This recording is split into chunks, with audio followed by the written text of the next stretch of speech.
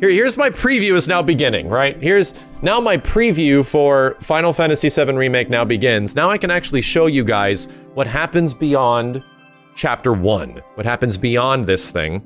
And I have some visual examples in the form of video. So let's go forward. Once the reactor is blown,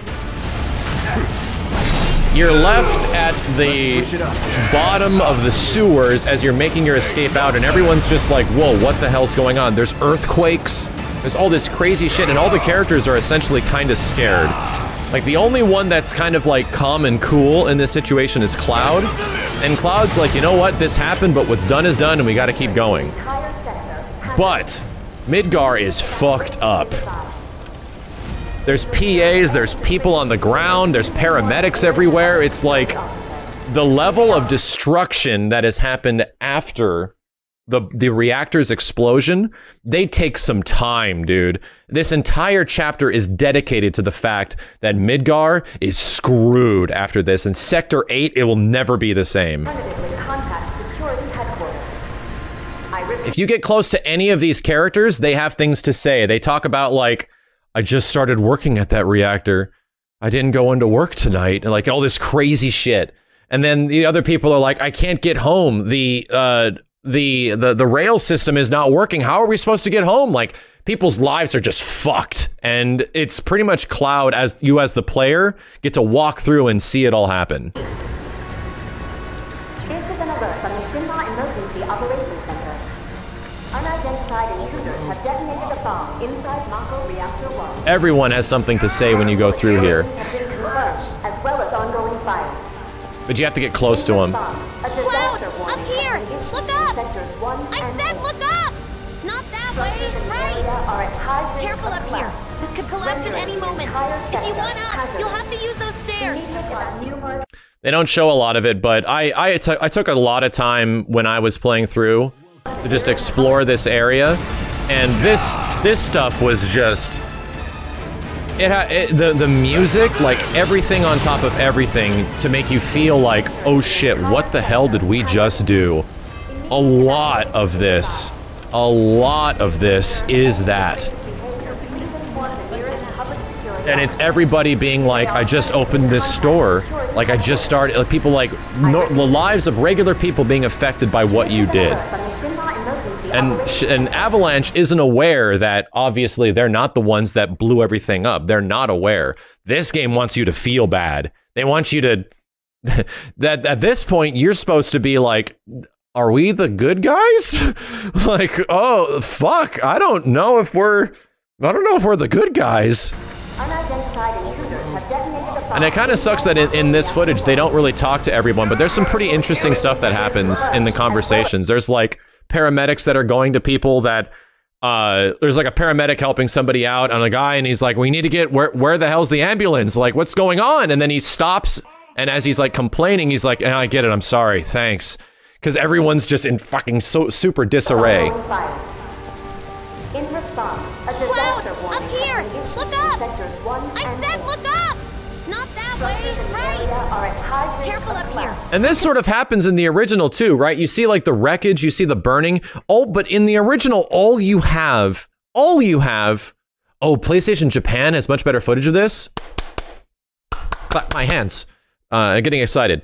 In the original footage, you just essentially run through the street. There's some crazy electricity everywhere. There's some thing from Avalanche that says on the wall, and people are just running around, right? People are just like, ah! Like, that's all you get. That's literally all you get. Now it's like you don't just do, this isn't just this little sequence right here, right? It's not just this shit. You go up and then you start scouring the streets, and around every single corner you get through, you hear conversations of people talking about like their kids and if they're going to be safe. You hear people saying like, I don't know if I'm going to be able to go to work tomorrow, and all these different conversations that all the citizens of Midgar are having. and then you get to the top of the roofs, and as soon as you get to the roofs, because you can't take the streets anymore, people are on the roof just like crying and shit as they're looking, and in the distance is just this smoking hunk of like wreckage now, and there's like ash falling out of the sky and shit. Yeah, right here is I think a good example. It is not safe to remain indoors. Please leave your residences at What a once. mess. I repeat. The music is so good here. And that's unfortunately all they really show from it. But it goes on for a while. No joke. This goes on for quite some time. And it's all about like traversal. It's about you trying to find your way back to the station, but no one can get back to the station because it's completely destroyed. Like everything around it is destroyed. Yeah, the music here. This shit is incredible.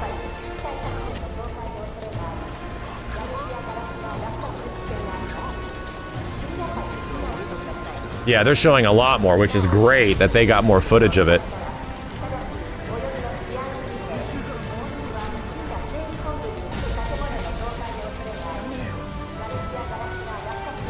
And then you start climbing and doing all this stuff like in the rafters and stuff, and you hear like people start screaming at the bottom, and the camera swoops around, and there's like a giant piece of wreckage from one of the buildings falls over and almost kills somebody.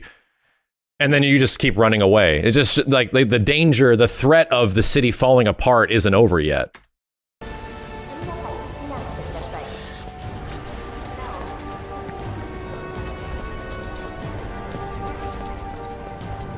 I think it's right here.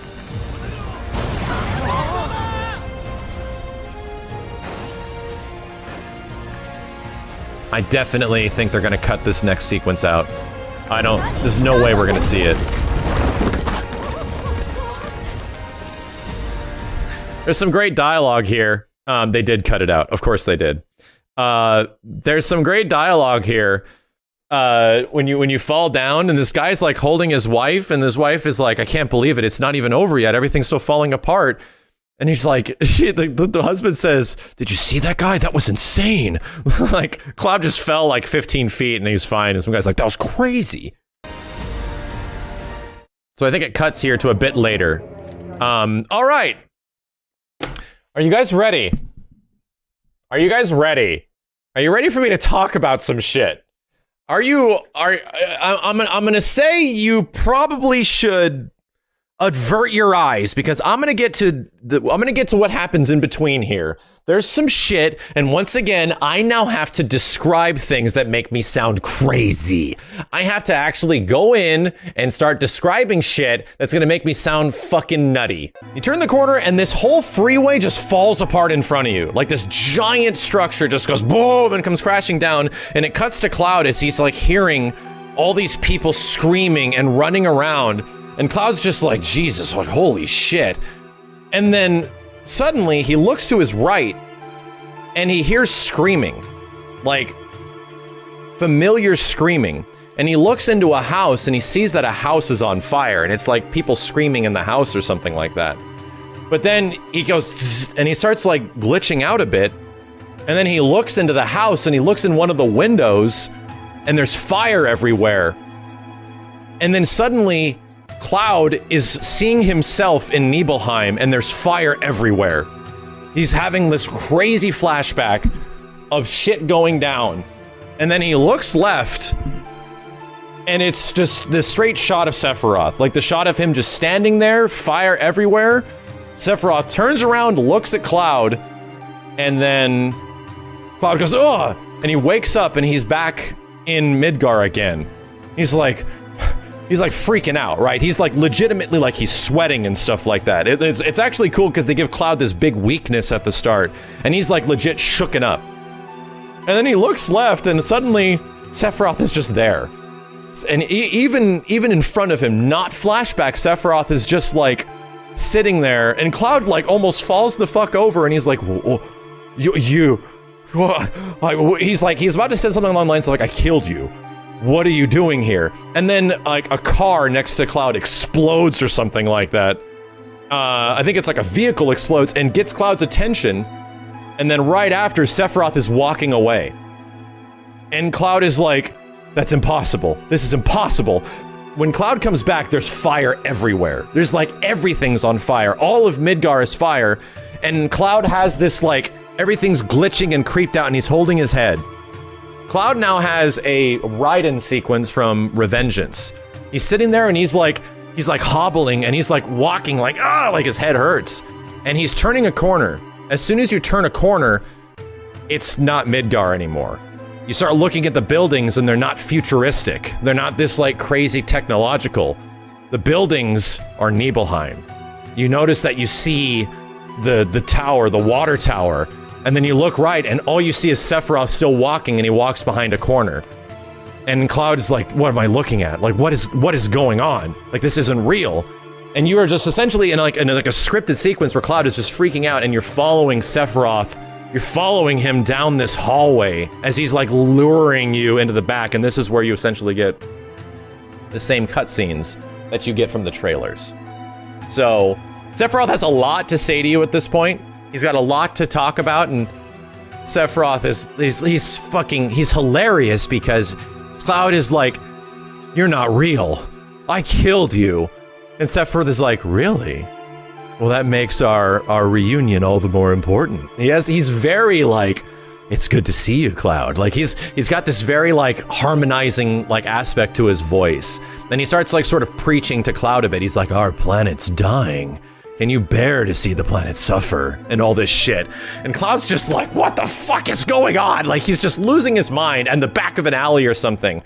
I won't say everything that's happening because I can't remember everything that's happening. This wasn't recorded. This is just my... Is this my fan fiction? This is not my fucking fan fiction. Once again, I'm left in a situation where I have to describe shit that's happening.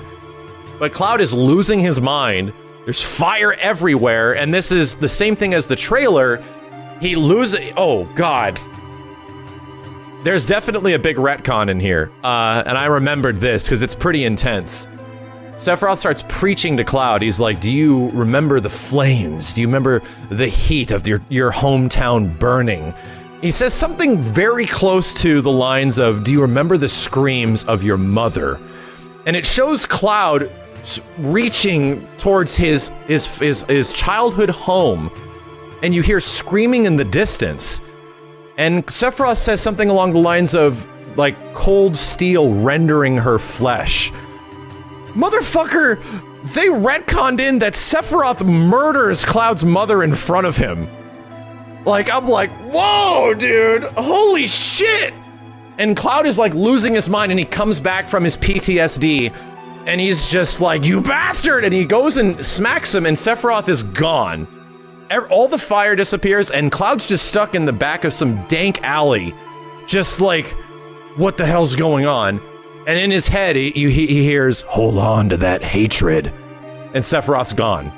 So it's like, fuck, the coolest part about all this, is that when Cloud comes back, motherfucker's just like, it must be all the Mako, some sort of Mako poisoning. All right, get it together. And then when it comes back, motherfucker, the music. That's it.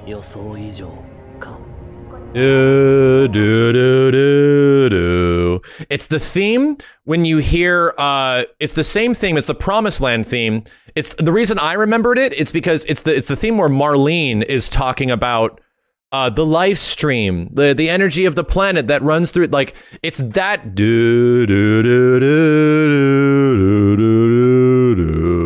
but it's like this super dark.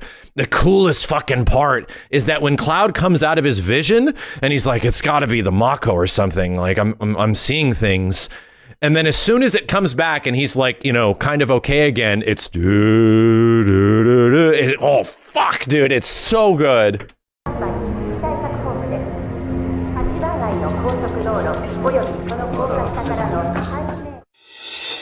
So where do they skip to here?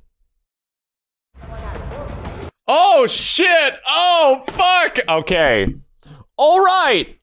Alright, I can talk about, I think I can talk about this stuff. Hold on a second, I'm gonna read. What can I talk about? Opening of the game, chapter 1 and chapter 2. All right, we're good. Right as Cloud is going through and you see all these people and you get to these city streets, like right around here. This is the Loveless sequence.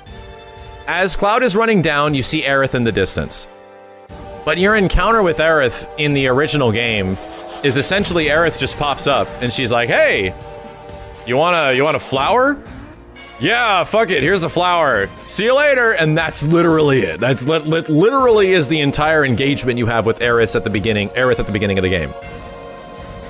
In this one, you come across her down a street and there's a lot of guards everywhere. Like suddenly there's security people all over the goddamn place, and they're looking for who these Avalanche folks are.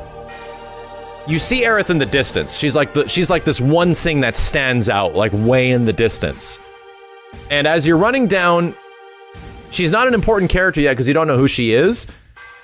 You notice this girl is acting very weird. And her first introduction to Cloud is not like a normal, like, hey, how's it going, what's up? Aerith is sitting here, like, fighting shit off, like slapping things away, and it's like she's having an argument with people that aren't there. So she's sitting here slapping and doing stuff, and Cloud's just like, the hell's wrong with this girl? And the people that are around Aerith, like, avoid her, and they, are like, oh, shit. So instead of Aerith being this, like, little sweet girl you see in the distance, no, she looks like she's some slum drunk. She looks like she's, like, got some meth head shit going on. And Cloud walks up to her and he's like, are you okay? And then as soon as Cloud starts getting closer to the girl, fucking Sephiroth shows up. Sephiroth, like, stops time around Cloud as Cloud is watching what the hell this girl is doing. And Sephiroth literally touches her shoulder and pushes her away and starts walking towards Cloud. And Sephiroth is just, and Cloud's like freaking the fuck out. Cloud looks like he's about to cry or some shit. And Sephiroth is like, you will never be able to save anyone. You can't even save yourself. And then Cloud is like freaking the fuck out. And then you hear Aerith, are you okay? Hey, are you okay? And Aerith like saves you from Sephiroth in this moment. And Cloud's like, I'm fine, it's okay. And Aerith essentially, says like, where are you going? Like, would you like to buy a flower or something? And Cloud has this like a flower. A bomb just went off, lady, at the reactor. You shouldn't be selling flowers. And she's like, well, it's a gift for scaring those things away. Cloud is like, what things? Aerith's like, no, nothing. She's like happy. It's weird. She's so quirky and weird. This is definitely spoilers. This is the first time you meet Aerith. She's like, oh, nothing. And she gives you the flower, and Cloud's just like, Cloud has something else to say, and he's like, he says under his breath, like, what does he say? He says, oh, yeah, like this girl is bugging him, so he's like, oh, just my luck. And he like looks away from her as Aerith is handing him the flower. And as Aerith hands him the flower, she's like, I heard that. And then you get this shot of the flower, like, right up in your face. And you get an option of leave it alone or take the flower. And during this moment, when you see the flower, you hear dun dun dun, dun dun dun. You hear her theme, and you get to make the choice. So of course, I'm a nice guy, and I'm gonna take the goddamn flower. And you take it, and Cloud's like, all right, how much do I owe you? And she's like, well, consider it a gift. And he's like, really? And she says something along the lines of like, lovers give these flowers to each other when they meet each other again, or something like that. Something about this tale of like, lovers give these flowers to each other when they're reunited. And she puts the flower like right in his chest, and Cloud's like, Cloud's like clearly like miffed by this shit. He's like, whoa, lady, hang on a second. And she sticks the flower in his like tassel on his thing. It's like, shit, this girl's crazy. And then Cloud has that line. He's like, listen, I don't want to get you involved in things. I'm involved with stuff like dangerous things. Aerith is like, oh, are you now? Like, you think people are out to get you? Relax. No one's out to get you. You'll be fine. And then as soon as she says that, she starts freaking out again. Like immediately, like suddenly starts going nuts and slapping shit around and acting all crazy. And she's like, help me! And then she grabs Cloud's hand, and this is the shit that you see in the trailer where Cloud touches her and sees all the weird Dementors. Not queer. They are queer because they are weird. But they see all the Dementors, and they're like flying around and shit. So all this weird shit is flying all over the place. And Cloud's like, what the hell is going on? Like, what the hell is happening? And then she's holding her hand, but right as this shit starts happening, like, this crazy music starts kicking in. And it's this big epic ass dun dun dun dun dun, like, what the fuck is going on? Right as this is happening, all these dudes start showing up and start aiming guns at Cloud. They're like, is this the guy? Don't move! And they start screaming at him and shit. And Aerith freaks out and runs away, and she's like, it was nice to- wait a minute, no, I think she said something along the lines of, you know what, I'll take your advice, because Cloud was recommending that she gets the hell out of there because a bomb just blew up. And she runs away, and Cloud is like, yo, wait! And this demon thing, like, chases her down into the hallway. As this is happening, the guys that are aiming guns at Cloud and Aerith have these demon things hanging out around them. And they're like, they look like some shit out of the Frighteners or something like that. And Cloud's like, are you motherfuckers blind? He literally says something along the lines of, are you blind? These guys don't see shit. Only Cloud and Aerith can see this weird stuff that's happening. Aerith runs away. And she's like, it's nice to meet you! She's used to this shit. She gets the fuck out of there. And I'm telling you, chat. I'm telling you. I'm gonna try to set this up appropriately.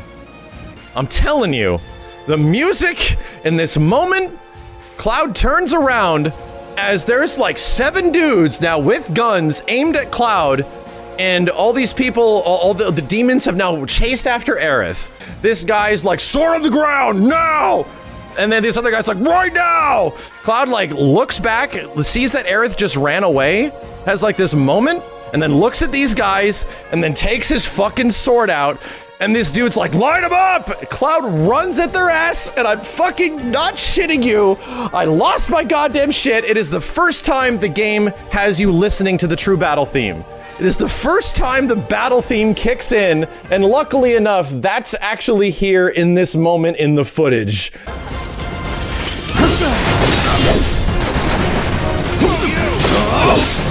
we go. I was hyped as fuck is what I was. I was fucking hyped as fuck. Like I was like, holy shit, dude, that was so good. You have to protect her. And then it goes into this low melody here. An evacuation order has been in the vicinity of the Sector 8 Expressway. You are advised to vacate. And then now you got to start making your way through the city because everyone's looking for you now. The city is just plagued with shitheads everywhere, and all the people, like as soon as these guys are like aiming their guns at you and shit, and the music's kicking in and Aerith is running away, all the people that were on the street are like, Jesus, what the hell's happened? They all run away. You see them in the distance running around as like, the sword on the ground right now! And then the music kicks the fuck in. It is so sick. It is so fucking sick. Get ready. Avoid the plaza. Train services may be suspended without warning. This moment was just so good. Like I couldn't even... It's hard for me to emphasize how much I loved the fuck out of it. Like there's this big, this whole thing of like, I'm gonna protect her. During this entire sequence, Cloud keeps the flower. If you said yes to keeping the flower from Aerith, he actually keeps it on his costume. And apparently it stays there for a while because you actually see him have the same flower when you're talking to Tifa later on in the trailers. So the nice thing that I get to talk about now is that as you're running through Midgar, fighting all these dudes, trying to get the fuck out of Sector 8, and guards are just everywhere, this game is not easy. Normal mode, at least on first playthrough, is straight challenging. These berserk guys that run at you will mess you up. if you're not ready for it. If you're not taking advantage of their weak spots and everything, you just get jacked up by these dudes. So, when I was running through, I was using potions like crazy. I was healing myself constantly. And I can also echo that on the other boss fights, especially with Apps and the Buster boss fight. The game has some toughness to it. Like, enemies are resilient, and you have to work around their weaknesses, or else you just get jacked up. And they quite literally have some mini-bosses during this escape sequence that have shields and shit, and you can't run up at them. You actually can't run up at them. They block all your shit.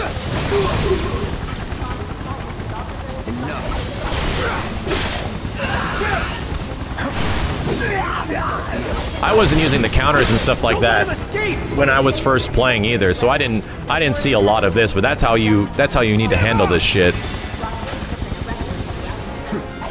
There's a lot that they skip here because Cloud essentially goes up all these rafters into the buildings because there's like a helicopter that's like screaming at you and they're looking for Cloud. So there's like these big spotlights from earlier that are hunting you down as they try to stop you, and they're sending all these guys towards your direction.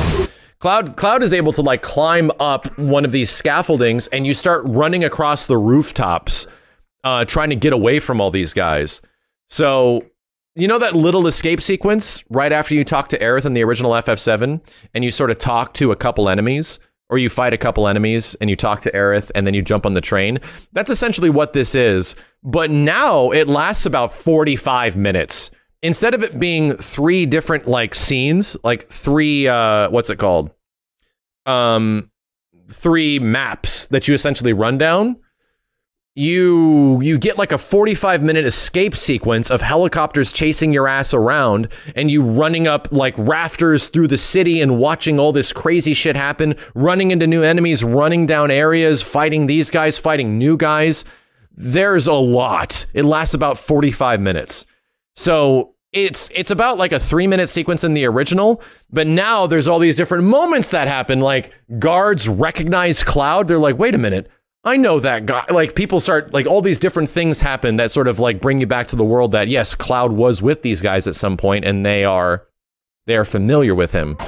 So yeah, the Huntsman is no goddamn joke. You run into these dudes that have shields, right? And the only way to break their shields is to use magic. But the Huntsman is crazy because he has so much poise. This guy was whooping my ass. Like, I was trying to find ways to get ATB because I couldn't hit him.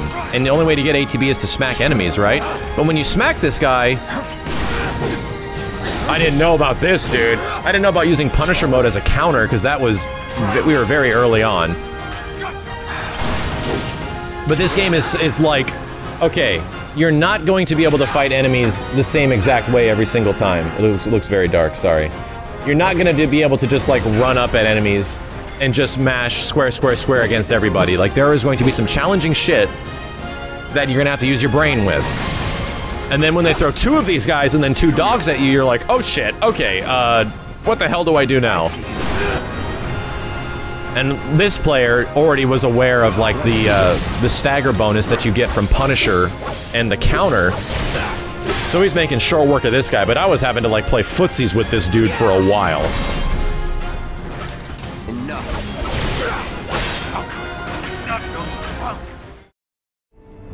And that's about the end of that mission. So here is chapter 7. Big time skip. Right, huge time skip. Tifa's in the party now. You're infiltrating the second reactor. I think it's reactor 5. This won't take long. And they give you a whole bunch more shit to work with. Like, the materia systems are completely fleshed out now. You get different weapons to choose from. You get elemental materia. You get a whole bunch of shit. So now Cloud has a fire buster sword because elemental materia is attached to a connected slot on the blade. And all the characters get way more stuff they can do. Way more stuff they can do. Tifa had so many weird monk things that I can't even I can't even, I couldn't even get a grasp of how to use Tifa effectively because she was just all over the place. And a lot of people were asking, oh, does the next reactor that you bomb look the same as the previous reactor that you were in? The answer is not really. They changed the lighting of this one, so now instead of the reactor being green, it's pretty much blue.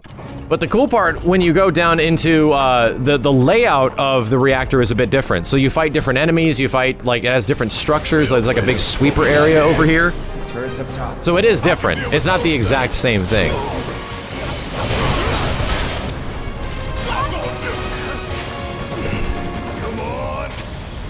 And at this point of just messing around with the characters in the demo, I'm like, wait a minute. I press pause, and I go over to your weapons screen. And I'm met with this big, crazy-looking weapons screen. Let me see if I can give you guys an example of what this looks like. And it was shown before. When you upgrade stuff in Final Fantasy VII Remake, there isn't just your materia that upgrades. Your materia does upgrade, right? Like, it does eventually get levels and things of the like, just like in the original Final Fantasy VII. It'll grow. Fyra, Firaga, stuff like that. However, you can also level up your weapons. This is the Buster Sword core, meaning that this is a materia technically attached to the Buster Sword as a weapon. If you wanted to use the Buster Sword during your whole playthrough, you can. You're allowed to do that. And the Buster Sword itself has a skill tree. It has a skill list that's actually telling you what's on here. Punisher mode boost by 5%. You can choose these different paths that actually roll down, and you can upgrade the Buster Sword individually. However, you don't have to do that for just the Buster Sword. Every single weapon has a different core. So you can have the Nail Bat core and level up the Nail Bat individually and give that a bunch of crazy stats and stuff like that. Although it doesn't even stop there. The Buster Sword has a unique ability. And I can't tell you how much further it gets or if you get more abilities. However, you know how in the demo, when you do Stinger, and you roll across the screen, and it's like that giant rushing attack that's literally Stinger from Devil May Cry? That move is unique to the Buster Sword, at least in the build that I saw. That is just a thing that the Buster Sword gets. So if you switch weapons, you lose that shit. It's gone, but that new weapon has a unique special move and ability. The weapons don't only have their own skill trees and their own leveling parameters, the weapons have their own unique special moves. So, you're gonna have to make this choice as you play through. Oh, do I want to go for the weapon that has more materia slots, higher magic? Do I want to have the one that has more damage? Do I like this special move a little bit more? They're giving you reasons to level up different aspects of the weapons, unlike before. Because in original FF7, what was the problem? Oh, this weapon's better, fuck the last one. There's no reason. There's just no reason at all to keep the old Buster Sword around. So, yeah, Tifa's super interesting. She can level up certain aspects of her attacks that go from like level 1 to 2 or 3 or something. And then you can modify them with like other special moves to get more buff. So she's like the epitome of a monk. Like, she is absolutely a monk in so many ways. But she's got a lot of mobility. She's like the fastest on the ground of everybody. Like, Cloud's like a medium, Barrett's slow, and Tifa's definitely quick. So she feels really unique when you fight as her. And I think she's technically the biggest damage dealer, which is appropriate. She is essentially Punch Woman. What I'm trying to say is that playing as Tifa is fun, but I was still not even at a full understanding of what the hell she was technically capable of. Kalizuki, so you can say you can upgrade the Buster Sword to keep it viable? Yes, that's what at least that's what it seems like. From early on, it seems like any individual weapon is upgradable. So we're missing some stuff here. This mission is pretty dope because this is just you infiltrating and getting to the Airbuster, right? It's just a simple, go in the reactor, get out, fight the Airbuster. Well, not anymore. Not anymore. the entire sequence of the Airbuster is now, you get to the bottom, you get found out, you're essentially discovered by Shinra, and they're like, aha, we're gonna fuck you up. We have this crazy piece of technology. It's called the Airbuster. And then as you're going through, you're like, Cloud's like, if we get caught by this thing, we're dead. No, we're super dead if we get caught by this robot thing. And then you start realizing in all the terminals that are around you, the Airbuster is actually not complete. The Airbuster is still in production. They're actually equipping it with all of its crazy stuff currently. And it has 4 big crazy things that can be modified. As a team, you have to find these key cards off of like guards and stuff to disable these crazy weapon systems. So by the time you fight the Airbuster, you can choose which things you want to disable and take down. So there's this big mini game sort of like exploration thing before you get to the Airbuster. And by the time it's like they're hyping up the Airbuster, this thing's gonna kill you, we're gonna die, we better disable the big bomber attack or else we're never gonna be able to fight it from the back. That's a good idea, let's do that. And everyone has their own opinions on what you should be disabling on the Airbuster. So, but you gotta hunt down these key cards, right? You gotta fight dudes and you gotta go like progress further up and look for things. And that's essentially what this is. And here's where you see it for the first time. You're like, damn, if we run into this thing, we're dead.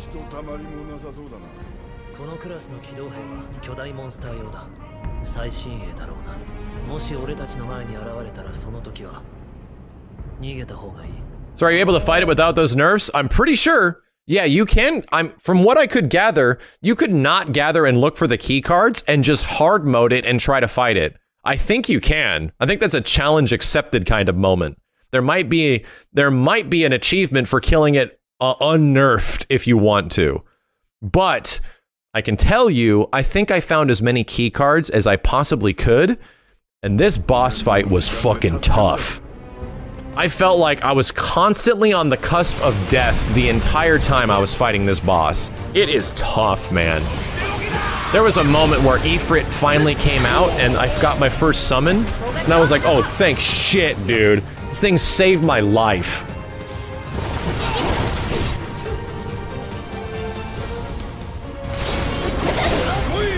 Damn, Tifa, that's some damage.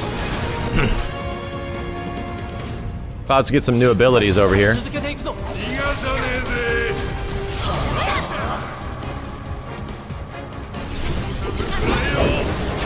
Boom, damn. Fucking cool. This crazy moment where all these guys run out like Naruto ninjas.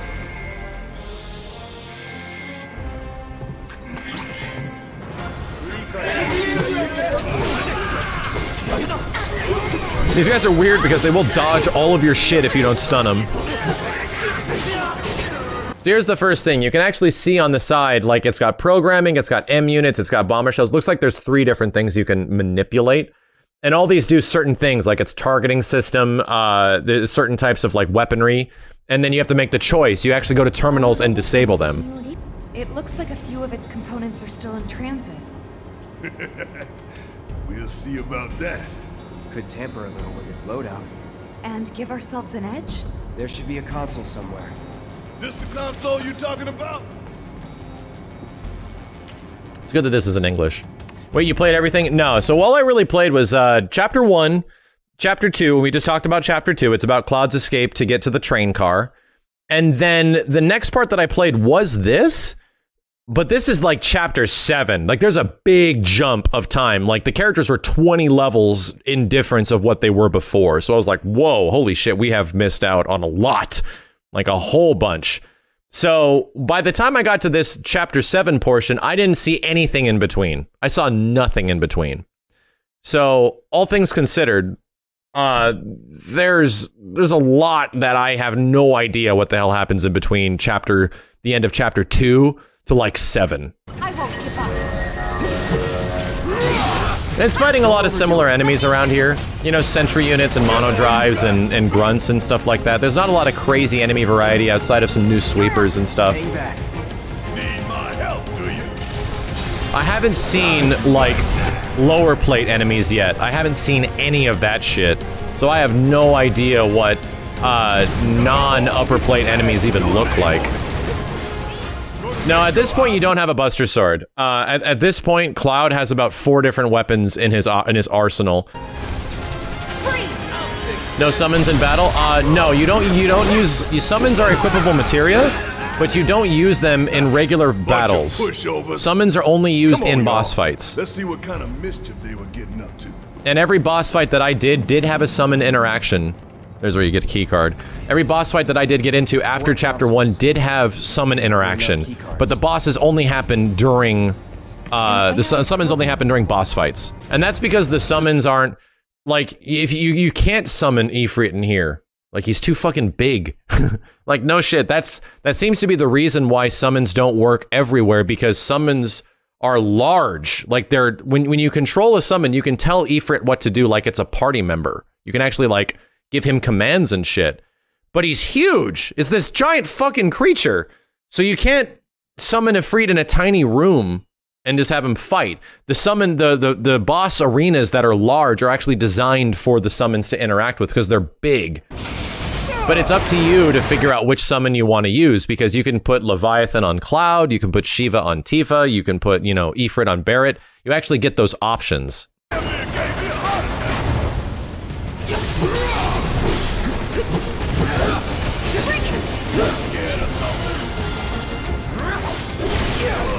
Don't overdo it.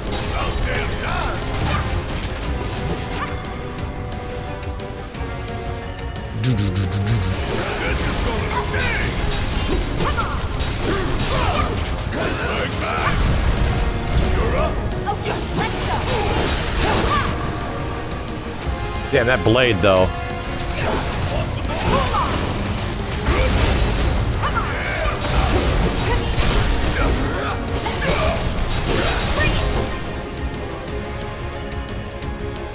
These new abilities that we can see on Barret.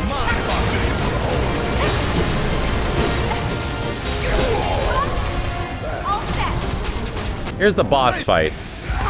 And I want you to listen to the music.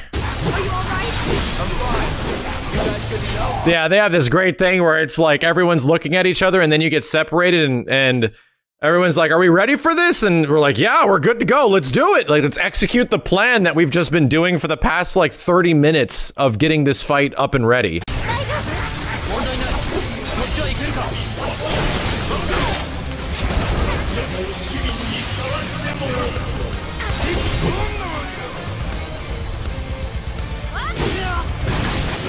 The music is so sick.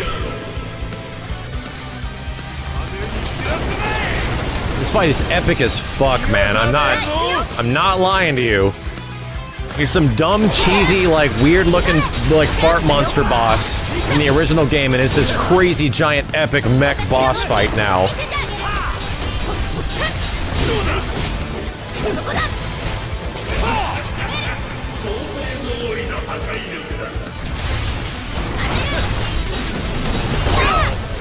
Tifa's so sick.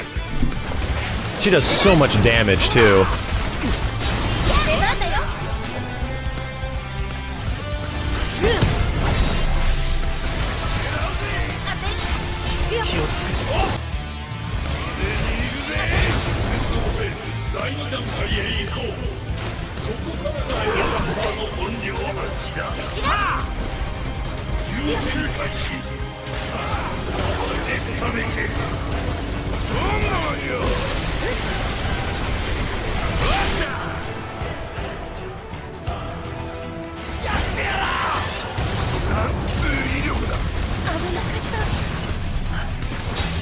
I love it, man. This is getting all the memories I was having of doing this fight.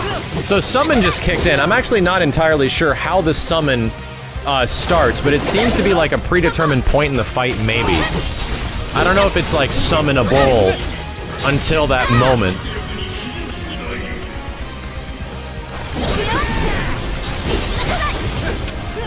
God damn, look at Tifa doing all these flips and shit. Look how badass this is down here, man. Look how fucking cool that is. To see Tifa and Cloud, like, dodging and flipping around each other. That's awesome. So I didn't see this during my time when I fought him. I didn't have this attack at all. I disabled this shit.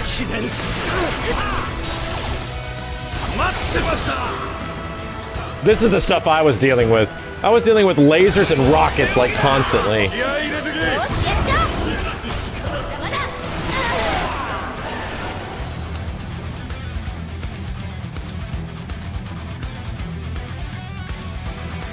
Damn, I want to see the summon. Which one is it? Do you guys get Ifrit or do you get Leviathan? I got Ifrit when I was fighting this guy. So which one is it? Oh, Leviathan again. Interesting, because I got Ifrit when I was fighting. I actually got Ifrit in this situation. At least I think I did. Weird, I wonder what determines which summon you get. Damn.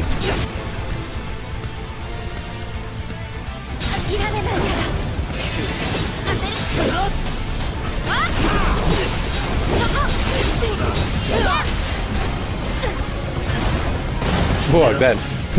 Airbuster smash.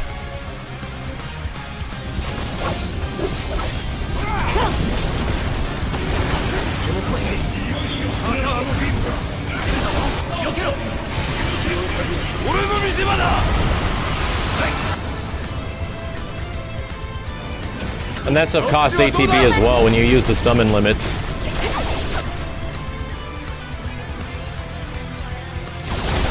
Yeah, it might be from which character you're playing as, because each character gets their own individual summon. So if you do summon, if you do summon with Tifa, it's going to be Tifa's summon. There was red materia on Cloud, Barret, and Tifa that was different in the menu.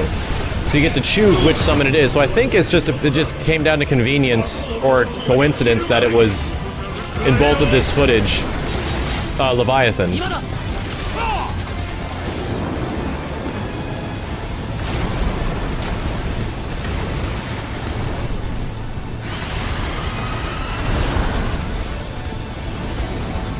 Oh, that's cool. They watch the summon go away. I never even noticed that. Holy shit.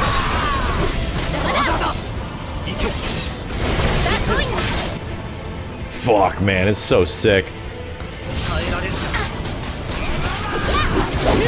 Boom.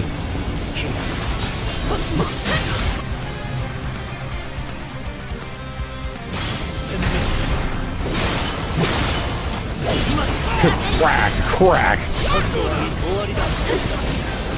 And there's the Airbuster boss fight. Now we're gonna flip all the way to the Apps boss fight. And here's the thing that I was gonna talk about earlier. In the Apps boss fight, before it happens, the only thing that I can reminisce of is that Cloud just wakes up and he's like, oh, and you're at like the bottom of the sewer. And then there's no Apps yet. So Cloud is like, whatever happened with Don Corneo must have happened before, and I didn't, you know, I didn't see any of that. All I saw was Cloud wakes up in the sewer and he's like, what the hell's going on? So I'm going to tell you what happened to me. Cloud wakes up, he gets up, and you run forward, and then Tifa's on the left and Aerith's on the right. So I just ran over and I was about to talk to Tifa. And then I realized, wait a minute. I'm talking to Tifa. Wait a minute. I got up, and as soon as my character woke up and the camera flipped around and there was gameplay, Cloud was in the middle, very specifically, and to the left was Tifa on the ground, and to the right was Aerith on the ground, and it was Tifa, Cloud, Aerith. And I just ran right over to Tifa. And then I was like, right before I talked to her, I looked at Aerith, who was like now 15 feet in the other direction, just passed out on the ground. I was like, wait a minute. Wait a minute. Wait a minute. And then I turned around and I looked at the Square Enix folks and they were like, huh? Huh? They're like, who are you gonna pick? Like, I inadvertently realized that the game was giving me a character choice moment, and I didn't even put it together until the very last second. The very last second. So, of course, I ended up choosing Tifa, and you have a bunch of conversations with Tifa, and then Aerith just wakes up, oh, what the hell happened? And she notices that you're talking with Tifa, but then the boss fight starts. So, once again, as I was saying, there's character choices, right? There's moments that happen in the game that you might not realize at the start are actual character choices, kind of similar to the original Final Fantasy VII, where you're like your little actions, choosing to give Tifa the flower, to give Marlene the flower, to do all this weird stuff. There's these little things that are going to add up and change some stuff. Because if I had chosen to talk to Aerith, there would have been an entire dialogue tree or dialogue that I would have had with Tifa that I would not have seen. Not many people are going to realize what just happened, but that's sick. I dig that shit. I like that shit. Multiple playthroughs, that's what that shit's for. So this fight was really fun too. And the cool part about this fight, you get to use Aerith. You actually get to control Aerith, and she is so weird. She has, for anyone that's hoping that Aerith is gonna run up to enemies and then bonk them in the head, tong, kind of like the old game, that's not the case. Aerith can build ATB by attacking, but she doesn't go up and whack enemies. She actually sits from a distance and does these weird magical casts that build up your ATB. So she has like a projectile kind of similar to Barret that doesn't do a lot of damage, but builds up her ATB because she's the mage. She's like a white mage / black mage of the game.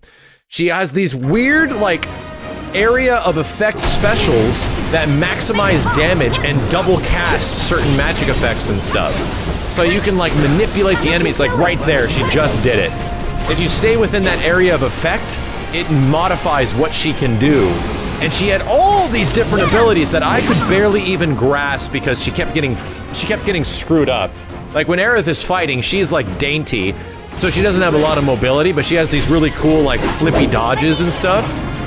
She's got a lot of damage behind her, but you have to like set it up. You have to get ready for it. Watch yourself. I'll show you what I can do. Yeah, so there's how she builds, this is how she builds ATB.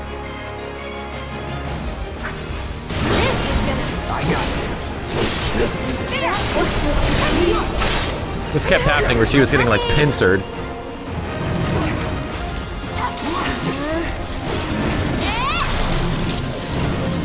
Yeah, and there's that thing. That's the weird area of effect spell. It has like a limited amount of time before it blows up and stuff. So you got to get the opponent stunned or pressured and then cast it on top of them and it blows the hell up. She had a really interesting playstyle. And like I said, and there's a bunch of new abilities on Cloud. Did you just see all that shit? Hold on a second. Focus Thrust, Triple Slash, Infinity's End, Blade Burst. I used a couple of these, and it was, I think Infinity's End was the giant spin and knockdown. They all did different things that sort of disable the enemy in different ways. Don't overdo it. I'll show you what I can do.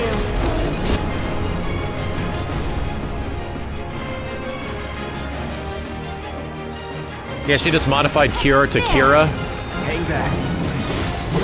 I don't even know what that flower thing does, to be completely honest. I have no idea what that crazy flower shield does.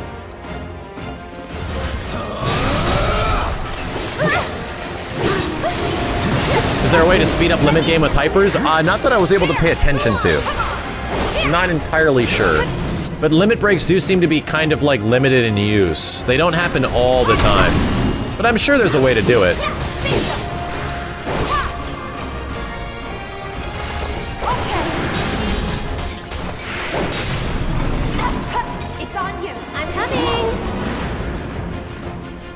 Yeah, Aerith's animations are insane. Like, if you see her start casting stuff and doing things and animating, she looks ridiculously cool. How's this? Knocked him over, didn't even let him cast it. This fight definitely didn't go this smooth for me at all. This fight didn't go this smooth for me at all, dude. I was getting messed up. Sorry, I know it's sudden.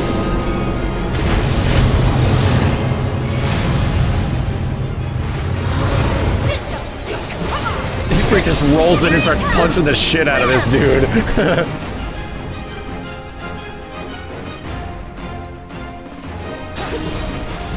Why don't you lead the way? Damn. Damn.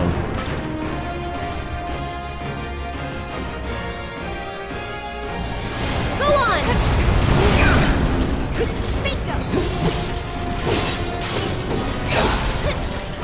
Yeah, there was one thing that happened that I recall on at least the normal, maybe the harder difficulty. he had these like weird poison puddles all over the map. Maybe there's a way to stop it, but in this one I don't see it at all. Like the boss had these weird area of effect poison things all over the place, and it was tough to avoid because your characters kept getting like, kept dying to poison. Yeah, for me this fight was kind of a struggle. Like this fight was like a little crazy and a little difficult. And it was neat to play as Aerith, right? That was the most refreshing part of all of it, was that, oh, you get to actually see what Aerith and her combat is like, and not a lot of people have seen that. The Abzu fight, the Buster fight, a lot of these things we've already seen a lot of, you know? Like they've already been in trailers, they've already had stage presentations, like the majority of stuff that we saw is actually from like Tokyo Game Show. And they had big presentations for this stuff already. They're just letting us play it now. So based on my preview, the thing that was actually truly unique that I got to play was technically Chapter 2. And Chapter 2, there's like I said, this stuff with Sephiroth, all the character interactions with Cloud and his flashbacks, like how Midgar is affected. I thought all of that was really damn impressive, and I loved it. I thought Chapter 2 was super fun. Not only that, the way the enemies ramp up, enemies get shields, you can't attack them from head on anymore. Even though you're Cloud alone in that portion, I thought it was stupid fun. And just making your way through Sector 8 that was, you know, a hazardous war zone now was super fun. But the epicness that is the boss fight with the Airbuster was super cool because you have to build up to it, right? You have to like get to the point where you're even able to fight the Airbuster, and then the fight actually happens. So it's like a little thing that happens in the old game now happens in this giant scale, way different than before. I think like the only slight argument I would have is that some of the enemies felt tough. Like the game felt almost like a little too hard in some situations. But I've learned to sort of appreciate that difficulty a little bit more now, because as you play more of Final Fantasy VII, like an action game, it gets easier. As everyone has played the demo now multiple times, by the time you get back through the demo, the difficulty is a lot different on the second playthrough. So I like the fact that it was hard. I think it was actually fun, and I prefer the game to be hard than easy. But by the time you get back a second time, and you're playing more, you're so much more familiar with what the enemies do, and you're so much more familiar with how the weaknesses of the enemies work. So by your second time playing through, you're just ripping through things. You can, and that's the thing, I don't need to tell you guys for you to know that. You can feel that in the demo. In the demo, that is painfully clear. It's like, damn, these dog guys just won't die. These sweepers take forever to kill. This damn guard scorpion, I feel like I've been fighting for 30 friggin' minutes. And then you play it again and it dies in like 10 minutes. It's way easier. So, and I think that's good. You know what that is? That's very action gamey. That's very familiar to action game elements, and to be honest, it reminds me a lot of Final Fantasy VII New Threat, where in FF7 New Threat, they increased the difficulty of Final Fantasy VII by making it so that you can't just mash attack on everybody. You can't just mash attack. There's a lot of portions in the very first mission where, yes, you just mash attack because it is literally the easiest shit in the game. But by the time you start getting to these guys with shields and shit, you actually can't mash attack on these guys. Your attacks start deflecting off of them, and then as soon as your attack deflects, some guy stuns you with like a stun baton, and you're sitting there paralyzed. You're like, okay, so how do I approach this differently? What you're watching right now is I'm pretty sure the easy mode, because these fights were challenging when I was going through them. They were legit tough. So, and I think that's good. I think that's very good that the game is encouraging you to use your brain other than just running in and holding down and pressing square the entire way through. And I really appreciate that. I can't wait to see how much crazier it's gonna get, because I was barely even able to grasp what all the characters could do during the Airbuster and the Apps fight, or the Abzu fight, whatever it is. And I was barely able to win those fights. Like, it felt very close. The thing that I was worried about is the quality of FF7 and the opening bombing run actually representative of the rest of the game. That's what I was worried about. I'm like, maybe the bombing run's gonna be really sick and the rest of the game isn't gonna be that good. Like, there's a small chance that could be that way. And luckily, it seems not to be the case. And I was worried that it was going to be that way with gameplay, that like the rest of the game is going to be so similar gameplay-wise to what happens in the bombing run, and it's really not. Like you're actively having to figure out all these new strategies and new things and pick up new tactics and change the way you are kind of playing the game and switch characters all the time. And that's what makes it, like, even playing the demo really fresh. When you get Barrett, the demo immediately gets better because now you have more shit to do. And that's one of the best parts. It is one of the best parts. The only thing that I have like a slight worry about is that we haven't seen a whole bunch of like side quests. We haven't seen a whole bunch of like world exploration. How much world exploration is? How much are we going to be able to go through towns and talk to people? Like, what is going to be involved there? The devs even recently said that you guys haven't seen a lot of what we're setting up in this game. And I'm sure, because we've really only seen so much. Like, even this stuff is still representative a lot of what was at E3 and Tokyo Game Show from like 6 months ago. So there's still a lot we haven't seen, like a whole bunch. It feels like we've seen the whole game. It really does. But when you play the demo, you realize how little you've seen. Like, that's the crazy part. You realize that there's so much that you haven't actually seen. So I'm still slightly concerned that all of that stuff will live up to the quality of what I still played at Square Enix, you know, 3 weeks ago. I haven't even seen what the lower plates are like, right? I don't even know what the hell any of this game looks like on anything but the upper plates, which are just guards and sentries and everything like that. The weird, crazy enemies that you run into, the ghosts and stuff in the train graveyard, all that shit. I got no idea. I cannot wait. Thank God there are so many games coming out in March. We got Ori coming out in like less than 10 days. We got Nioh 2 right after that. We got Doom right after that. And then we got friggin' Resident Evil right after that. Like, thank God there is so many more games coming out in March that we get to enjoy and just embellish upon. And then Spawn in MK11 at the end of March. I keep forgetting about that. The game just needs to give me more reasons, more things to do. Just give me stuff to do in the world of Final Fantasy VII. Give me stuff to do in Midgar. Like, just give me places to go and people to talk to and backstory to learn. Like, that's all I want. That's what I want. Just give me that. And from the little bit, like, the Airbuster fight does that kind of, right?